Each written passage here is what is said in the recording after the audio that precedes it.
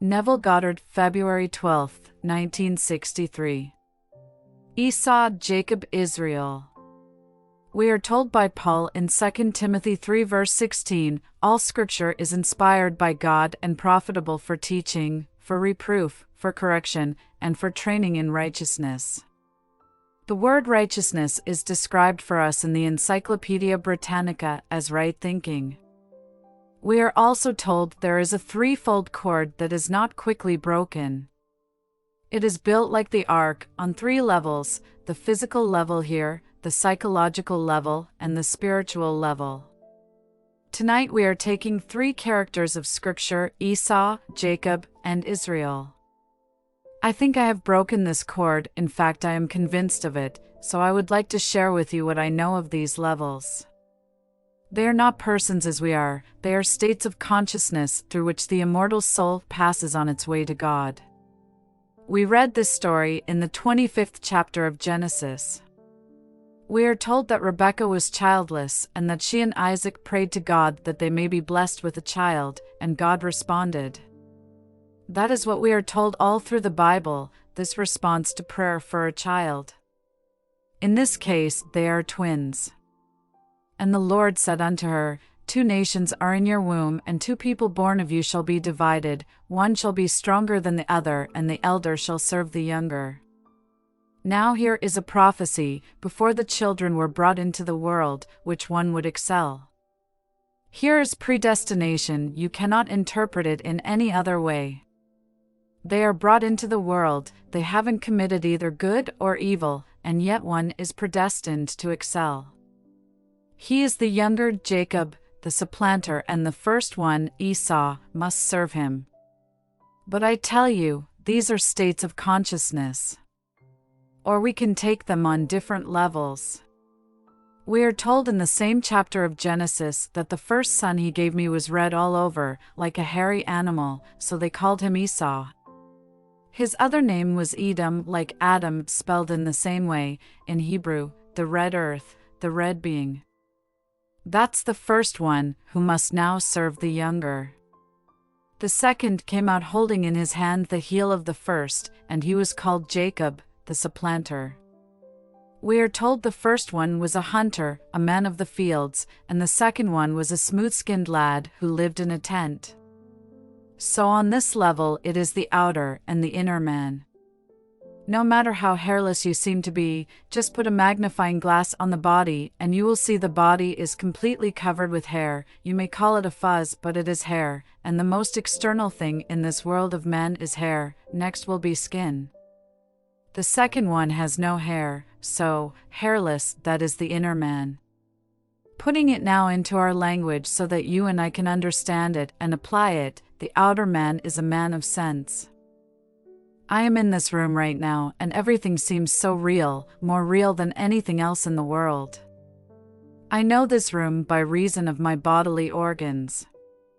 My senses allow it, and my reason dictates it.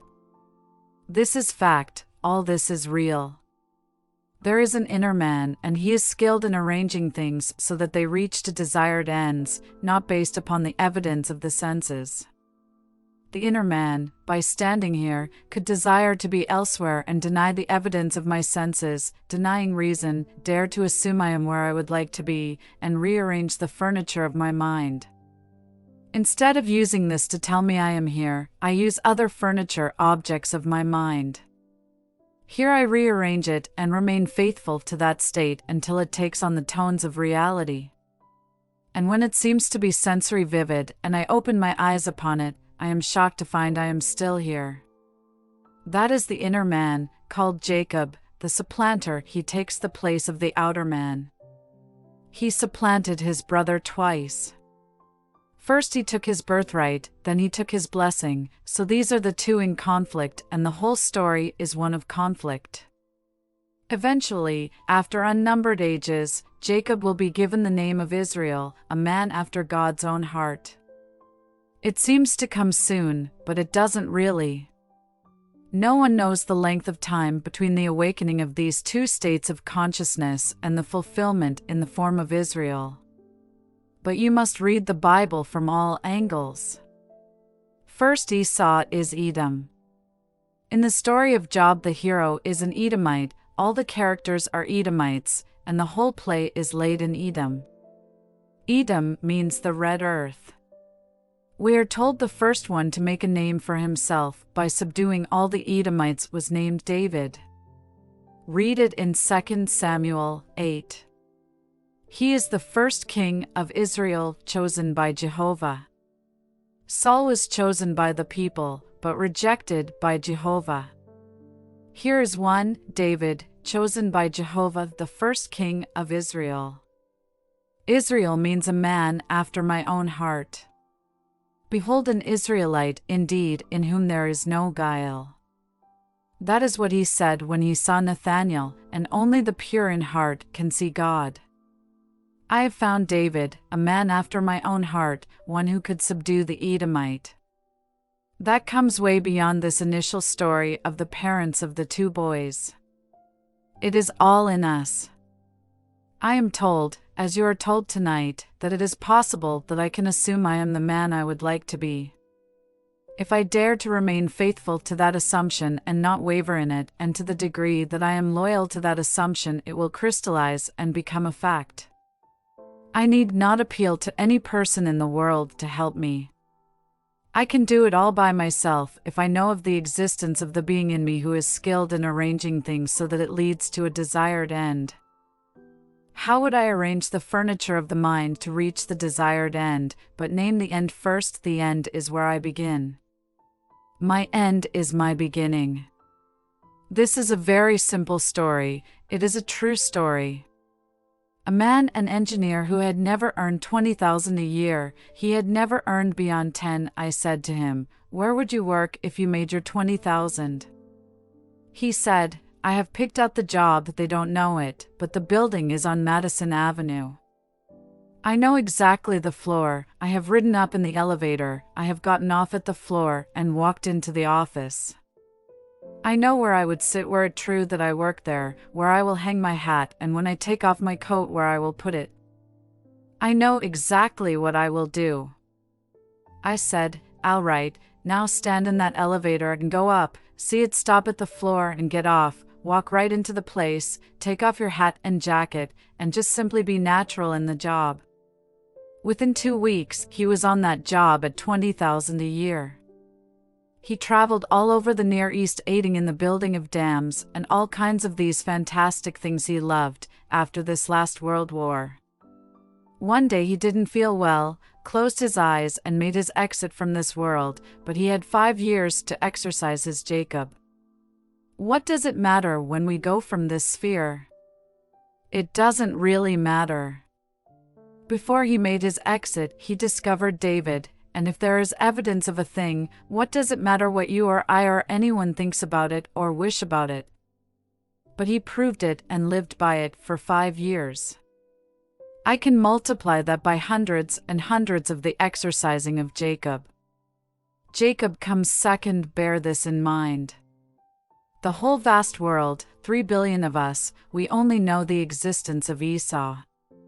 We know the man, he was born in a certain social structure, and that's it. He had no financial, social, intellectual, or other support behind him, and life is rugged. That is Esau, that is Edom. And then comes this story, and he is made aware of another one that will be brought forth, and that one's name is Jacob, the supplanter. And you tell him what you would do were you he, and he tries it, and he does it, and quite often having done it once, he forgets it and he goes back and serves Esau. Then comes that moment in time when he hits the 3rd level of the arc, the spiritual level, and knows the thing is literally true on the 3rd level. All these stories are literally true on the spiritual level. It is only the psychological level where there is something different. Like I stand here and assume I am elsewhere and I see the world as I would if I was standing there physically, then I open my eyes to find there isn't any difference, and I am shocked I am not actually there. I have gone to prepare a place, having gone to prepare a place I returned here, but I will now move across a bridge of incidents, a little series of events, leading from where I am physically to where I am consciously. I try it again, and as I try it and it works, I am becoming aware of Jacob. What about Esau? Jacob wrestled all through the night of human darkness and ignorance with the Lord himself, but he couldn't grant him what he asked for. He had to change his name before he could give him what he asked for. He changed it from Jacob, the deceiving one, for he deceived his father-in-law, his brother, his father, he deceived everyone. But even though he deceived them, he was God's chosen vessel. I deceive myself when I stand here and persuade myself that I am elsewhere. I deceive myself when I persuade myself you are what you would like to be. If I forget what you told me you are, and think only what you would like to be, and when I am self-persuaded you are such a person, I am self-deceived. So, Jacob is the deceiving one. He comes into the presence of his father, he has no hair, while his brother is covered all over with red hair. And with the aid of Rebekah the mother, he takes 2 goats, slaughters the goats, takes the hair, the skin, covers his hands and the nape of his neck, and puts on the robe of his brother that he may deceive the father when he comes into the father's presence. The father said, "Who are you?" He said, "I am your son, Esau." He said, "Come closer, I can't see you, come closer that I may feel you." So he comes closer and the father feels him, and he said, "You feel like Esau but your voice sounds like Jacob." He said, "I am your son Esau." He persuaded the father he was Esau, and the father gave him the blessing that belonged to Esau. Then, when the father had completely acted, he could not now take it back, because God swears by himself and cannot take back his oath or change it.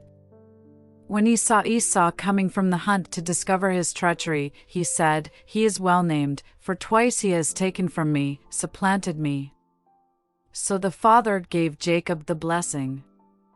I clothe myself in imagery by rearranging the furniture of the mind, seeing myself and having you see me, as I would like to be seen by you.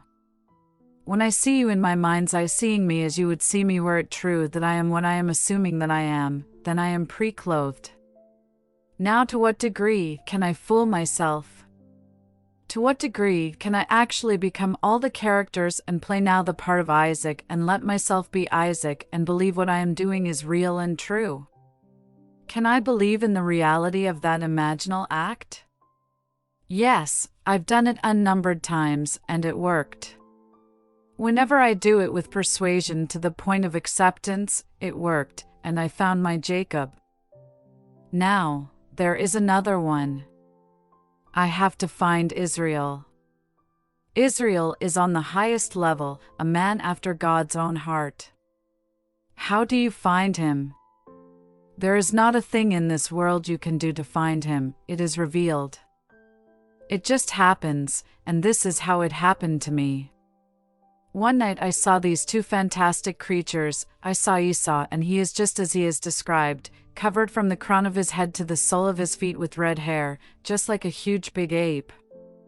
And here, Jacob, instead of being a man, Jacob is the most glorious female you could ever imagine. Here is an angel beyond angels, and here is Esau, this monster thing thriving on violence, thriving on everything that is evil in this world, living on it. And I thought when I saw the 2 of them that they existed independent of my perception of them. I didn't know they did not. I did not know I had never severed the umbilical cord, that they are my children. I am the being spoken of as Rebekah, who gave birth to both of them, 1, the embodiment of any unlovely thought I have ever entertained. Every time I have ever exercised my imagination unlovingly on behalf of another, it simply energized this unlovely creature. Every time I acted or reacted violently, I fed and energized Esau. And looking at Esau, I had a desire without turning to anyone to ask their help or to pledge myself in their presence, and I pledged myself that I would redeem this monster if it took me to eternity. Such a creature should not live in this world, and I, in my ignorance, gave him birth, this monstrous thing that fed and lived on violence. In my blindness, he would whisper in my ear throughout the 24-hour day, yes, even in my dreams, and urge me to violence, and urge me to react in the unlovely way. Then I saw what he was. I still did not know at that moment that he was not independent of my perception of him. But I said I would redeem him. At that very moment that I said I would redeem him if it took me eternity, I discovered he was not an entity as you are, he was nothing more than an embodied force. Here was all my misused, misspent energy throughout eternity, for this monstrous thing before my eyes melted and left no trace of ever having been present, but as it melted, all the energy that it embodied came to me, it returned to me who gave it. I have never felt such power in my life. Everything came back to me, and this glorious creature that was the personification of all my noble acts, my lovely acts, my ever-loving thought, every state she glowed, and this one melts before my eyes. So I tell you, you will meet both of them. They are present now. You can't see them at the moment, but they are present wherever you go, but I tell you of them after you exercise Jacob. Every time you persuade yourself of something loving, something lovely, even though reason at the moment denies it and your senses deny it, everything denies it, to that degree you are so persuaded, you are feeding this glorious creature and you are denying food to this monster. It isn't his fault, we gave him birth. As the poet said, alas, two souls are housed within thy breast, one to heaven does aspire, the other to earth doth cling. Two are housed in the breast of every being, and that is part of the structure of this world. Everyone is bringing into the world these two, and they are invisible until that moment in time when you wrestle the testing of God and your name is changed from Jacob to Israel. Then you will know why David, the true king of Israel, was the first to make a name for himself by being the first to subdue the Edomites. You will see the Edomite embodied in a single lad, and that being is a monster, his name is Esau. You will redeem him not by blows, as the historians tell you, for they tell you that he, i.e., David, slaughtered in one night 18,000 Edomites. No, he didn't slaughter any 18,000 Edomites as individual units. He conquered the whole of Edom, while knowing the embodiment of all was Esau. And when he melted the whole of Esau, he was a man after God's own heart. So, we are told, I have found in David a man after my own heart, and he is mine forever, he is my son, I will go before him, I will be his father, and he will be my son. Acts 13 verse 24, and that one is being brought forth from the body, it is God's only begotten, who becomes, in time, the father of that from which it emerged, in Christ Jesus. You are giving birth to Christ Jesus, that is, the father of David. And David will call him, my Father, my Lord, and the rock of my salvation, Psalm 89. Every being in the world, because of this conflict within himself, is practically molding and shaping within himself Christ Jesus. Paul tells us, Galatians 4:19, my little children, with whom I am again in travail until Christ be formed in you. And when Christ is born in you, it is because he comes from a heart which is the heart of God, and so, I have found in David a man after my own heart. The whole vast world on the outside, that is Edom, that is Esau, and the victory belongs to Jacob. It is prophesied, there are two nations within your womb, and two people born of you shall be divided, one shall be stronger than the other, and the elder shall serve the younger. This is the elder that comes first, so reason tells you it can't be, and your senses confirm what reason dictates. But the prophecy is the victory belongs to the younger, it belongs to Jacob, and Jacob is your ability, your skill in rearranging things so as to determine or predetermine an outcome. How would I feel tonight were I? And you name it. What would I see were it true? Then see it. And how would I feel were it true? Well then, feel it. What would I say to my friends were it true? Then say it, not audibly, for this means in the psychological meaning. You say it inwardly, so you talk to yourself inwardly as though you spoke outwardly. You carry on these mental conversations from premise of fulfilled desire, you talk to all you friends on these premises, and that is Jacob. But do it lovingly. The more you do it lovingly, the nearer you are to meeting God in that successful resting message. And so, one day it's going to happen. When it happens, you will say exactly what he said. Genesis, I have seen God face to face, and yet my life is preserved. Here I stood in the presence of God, and I didn't know it. This is the house of the Lord, and I didn't know it.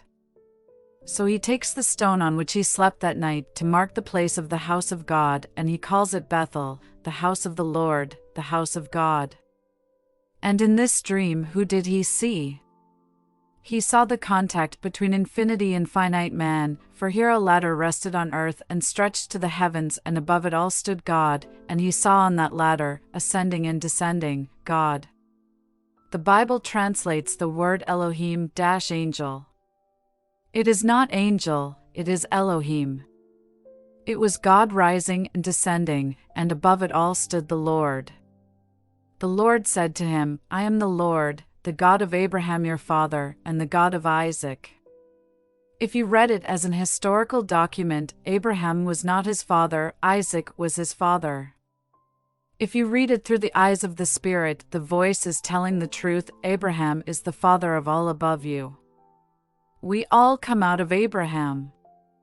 So, here I am the Father, I, the Lord and God of Abraham, your father.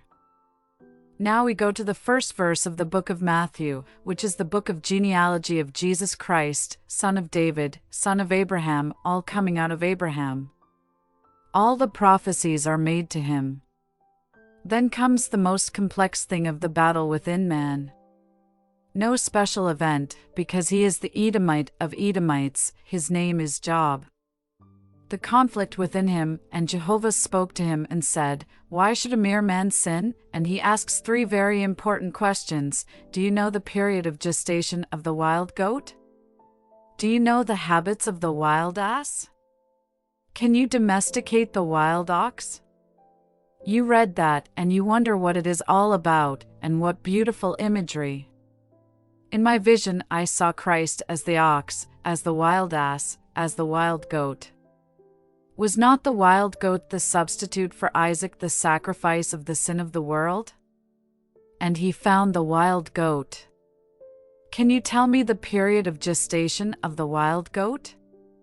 How long will it take Christ and man to really come to earth? Can you domesticate the wild ox?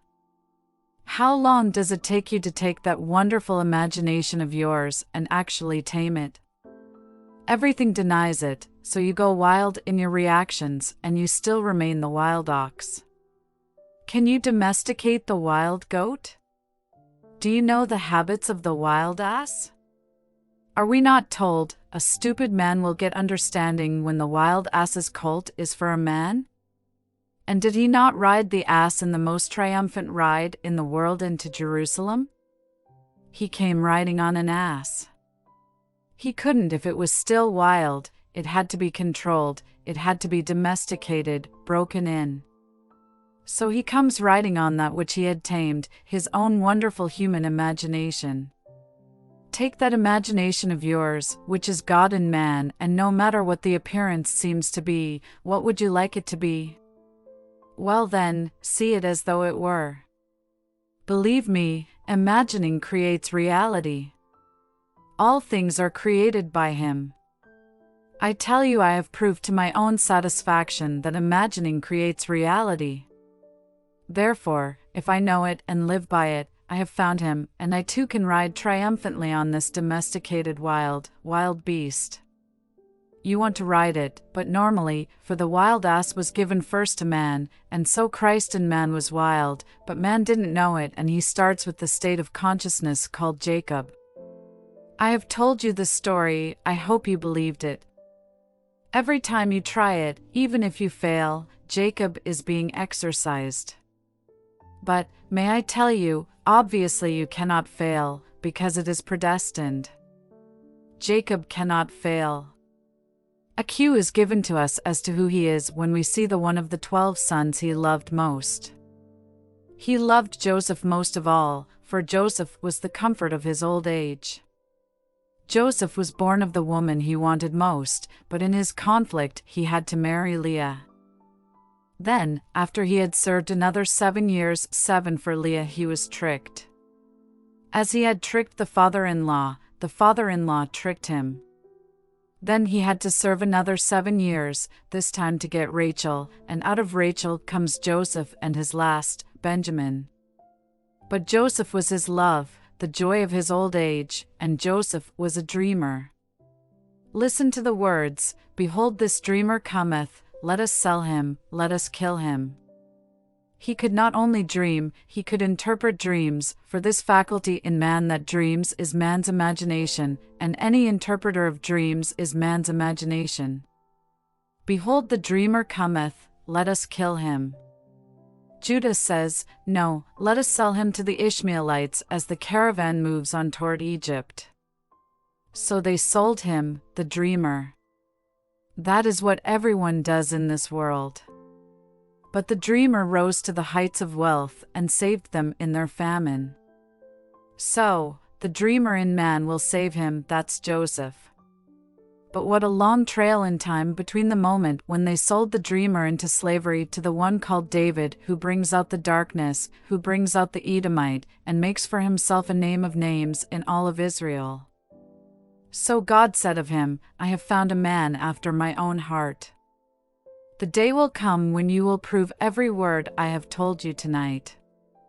You will meet these souls just as I have described them. You will meet the most radiant being, and you know who she is. It doesn't make sense, but these two are not detached from you. They are all in you, and at that moment in time, they seem to be external to you, but the umbilical cord has not been severed. You will see the only embodied enemies. Instead of spending any time to correct that mistake, right before your very eyes it melted, but it doesn't vanish. All the enemies are there to be changed by you. And you know the words, "Nothing is lost in all my holy mountain." In all my wanderings I thought it was lost, and yet nothing is lost, it was embodied in a monstrous thing. But then it came back, all that I had accused as enemy wasn't gone or lost, it returned.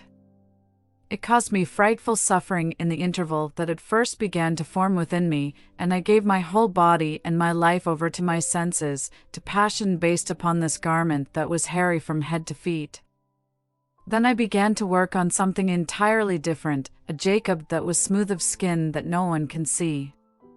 He was the supplanter. I heard about him, I began to seek him, and it worked, and then one day I saw that he was not forever an invisible state. He became a concrete reality. I saw him, and what beauty! And I saw Esau, but redeemed Esau. Jacob does not need redeeming. It will not fail you, but these are the 3 states through which the immortal soul must pass. You are doing it now anyway. Everything you said within yourself is being fulfilled. If you say, "I don't believe it," it's perfectly all right, that's your privilege, but that is father to anything you did to these 2. They are struggling now within your womb. For long before they come out and you see them, the struggle is on, because she asked the question, "Why is this so? Why do I live if this fight is so within me?" Then the answer, he tells us, there are 2 nations and the war is on, and one will serve the other. He tells exactly which will do which, the elder will serve the younger. The one that comes first, Esau, the elder, and he serves the younger. Who is he? What is Jacob's name? The supplanter. He looks at the world and he doesn't like it. Like that vision I had on 5th Avenue. Looking at an empty lot, I would say, I remember when it was an empty lot. It still is an empty lot to my outer senses, but I am not interested in my outer senses. I would build a word picture as I desired this lot to be. I would say, I remember when it was an empty lot, and still to outer appearances it is an empty lot, but not to me or to those who had that so-called dream. June 15, 1962, that is exercising the inner man, exercising Jacob. The day will come when God, and only God, knows. He sees the heart just as He wants it, and you are wrestling all alone with yourself. Then one day, He sees the heart, and the heart is owned by one called David, a man after my own heart. Suddenly He sees David, and David is His only begotten son. David reveals to him who he is, God the Father. Everyone will one day find David, a man after God's own heart, and then He will reveal to you the one you have been seeking through all eternity. You are God the Father. Question. Question. What does it mean, I beheld Satan falling like lightning from heaven? Answer. That is when the disciples returned, glorifying God and telling what marvelous things they had seen with the teachings to all kinds of people, casting out the unlovely things in people. Then He rejoiced when He heard of the great works being done by those whom He had taught, and He said, I beheld heaven. Well, Satan is really the state. Satan is only the embodiment of unbelief. He saw the entire thing fall, because here they could have done nothing unless they believed. According to your belief be it done unto you. Your faith has made you whole. So when the 70 returned filled with good news of what they had done through the teaching, He saw unbelief tumble from heaven, for heaven is within you. Therefore, it is always the state within you that dictates policy, what you will believe, what you will not believe. Then, in that heavenly state, unbelief is cast out. Now let us go into the silence.